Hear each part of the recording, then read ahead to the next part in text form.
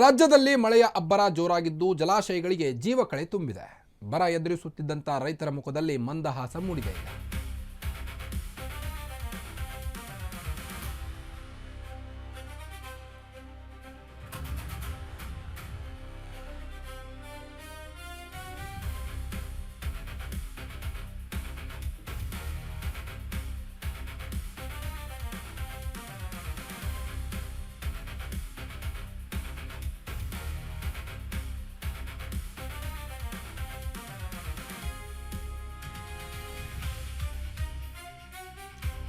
ರಾಜ್ಯದಲ್ಲಿ ಮಳೆಯ ಅಬ್ಬರ ಜೋರಾಗಿದ್ದು ಜಲಾಶಯಗಳಿಗೆ ಜೀವಕಳೆ ಬಂದಿದೆ. ರಾಜ್ಯಾದ್ಯಂತ ವರುಣದೇವನ ರೌದ್ರ ನರ್ತನ ಜೋರಾಗಿದ್ದು ಕರ್ನಾಟಕದ ಡ್ಯಾಂಗಳಲ್ಲಿ ನೀರಿನ ಸಂಗ್ರಹ 61%ಗೆ ಏರಿಕೆಯಾಗಿದೆ. ಮಳೆಗೆ ಉಕ್ಕಿ ಹರಿಯುತ್ತಿವೆ ರಾಜ್ಯದ ಪ್ರಮುಖ ನದಿಗಳು. ರೈತರ ಮೊಗದಲ್ಲಿ ಸಂತಸ ವ್ಯಕ್ತವಾಗ್ತಾ ಇದ್ದು ಕರಾವಳಿ ಮಲೆನಾಡು ಪ್ರದೇಶಗಳಲ್ಲಿ ಮಳೆ ಮುಂದುವರೆದಿದೆ.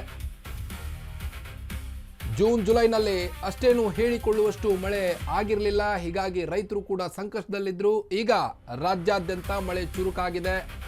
ಆಗಸ್ಟ್ ತಿಂಗಳಲ್ಲಿ ಮುಂಗಾರು ಚುರುಕಾಗಿದ್ದು ಉಕ್ಕಿ ಹರಿಯುತ್ತಿರುವಂಥ ನದಿಗಳಿಂದಾಗಿ ರೈತರ ಮೊಗದಲ್ಲಿ ಈಗ ಸಂತಸ ವ್ಯಕ್ತವಾಗ್ತಾ ಇದೆ. ನದಿ ಪಾತ್ರದ ಜನರಿಗೆ ಮುನ್ನೆಚ್ಚರಿಕೆ ಕ್ರಮ ವಹಿಸಲು ಈಗಾಗಲೇ ಹವಾಮಾನ ಇಲಾಖೆ ಸೂಚನೆಯನ್ನು ನೀಡಿದೆ. ಉತ್ತಮ ಮಳೆಯಿಂದ ಕುಡಿಯುವ ನೀರು, ಕೃಷಿಗೂ ಚಿಂತೆ ಇಲ್ಲ ಈಗ ರೈತರಿಗೆ. ಹಾಗಿದ್ರೆ ರಾಜ್ಯದ ಯಾವ್ಯಾವ ಡ್ಯಾಮ್ನಲ್ಲಿ ಎಷ್ಟಿದೆ ನೀರು ಅನ್ನೋದನ್ನ ನೋಡ್ತಾ ಹೋಗೋದಾದ್ರೆ 61% ಏರಿಕೆಯಾಗಿದೆ ನೀರಿನ ಸಂಗ್ರಹ ಎಲ್ಲ ಡ್ಯಾಮ್ಗಳಲ್ಲಿ. ಅಂದರೆ ಕರ್ನಾಟಕದ ಎಲ್ಲ ಡ್ಯಾಮ್ಗಳಲ್ಲಿ 61%ಗೆ ಏರಿಕೆಯಾಗಿದೆ. ಬರವನ್ನ ಎದುರಿಸುತ್ತಿದ್ದಂಥ ರೈತರ ಮುಖದಲ್ಲಿ ಮಂದಹಾಸ ಮೂಡಿತ್ತು. ಈ ವರ್ಷ ಮಳೆ ಬರುತ್ತೋ ಇಲ್ವೋ ಅನ್ನೋ ಚಿಂತೆಯಲ್ಲಿದ್ದರು ರೈತರು. ಕರ್ನಾಟಕದ ಡ್ಯಾಮ್ಗಳಲ್ಲಿ ಈಗ ನೀರಿನ ಸಂಗ್ರಹ 61%ಗೆ ಏರಿಕೆಯಾಗಿದೆ. ಹೀಗಾಗಿ ಕೃಷಿ ಚಟುವಟಿಕೆಗಳಲ್ಲಿ ಮತ್ತೆ ಗರಿಗೆದರಂತಾಗಿದೆ. ಇನ್ನು 14 ಡ್ಯಾಮ್ಗಳ ಜಲದ ಲೆಕ್ಕವನ್ನ ಹೇಳ್ತಾ ಹೋಗ್ತೇನೆ. ನದಿಗಳ ಆರ್ಭಟ ಶೇಕಡಾವಾರು ಸಂಗ್ರಹ 63% ಆಗಿದೆ.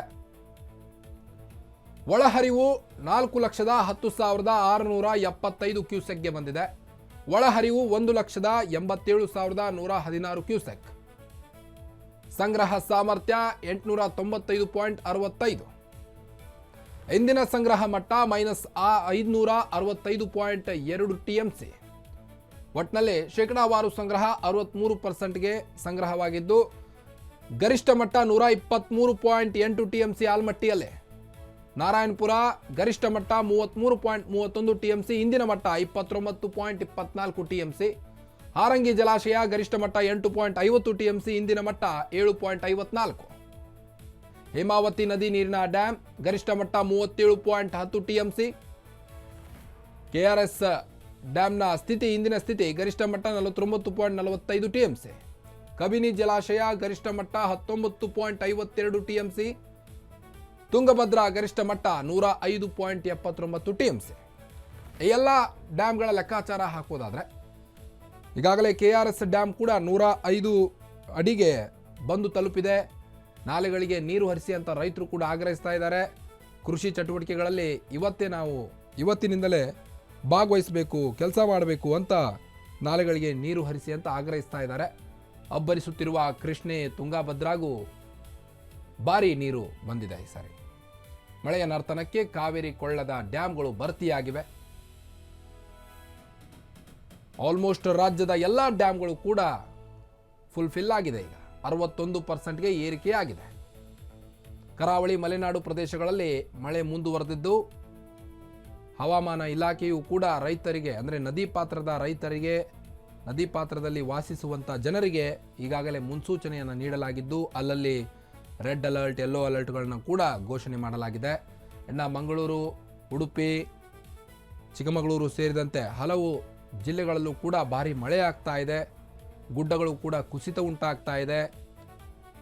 ಇನ್ನು ಬೆಂಗಳೂರಿನಿಂದ ಮಂಗಳೂರಿಗೆ ಸಂಚರಿಸುವಂಥ ರೈಲ್ವೆಯನ್ನು ಕೂಡ ತಡೆ ಹಿಡಿಯಲಾಗಿದೆ ಗುಡ್ಡ ಕುಸಿಯುವ ಕಾರಣಕ್ಕಾಗಿ. ಹಾಗಿದ್ರೆ ರಾಜ್ಯದ ಯಾವ್ಯಾವ ಡ್ಯಾಮ್ಗೆ ಎಷ್ಟೆಷ್ಟು ನೀರು ಬಂದಿದೆ ಅಂತ ಈಗಾಗಲೇ ನಾವು ತಿಳಿಸಿದ್ದೇವೆ. ಡ್ಯಾಮ್ಗಳ ಇಂದಿನ ಸ್ಥಿತಿ ಈಗ ರಾಜ್ಯದಲ್ಲಿ ಮಳೆಯ ಅಬ್ಬರ ಜೋರಾಗಿದೆ.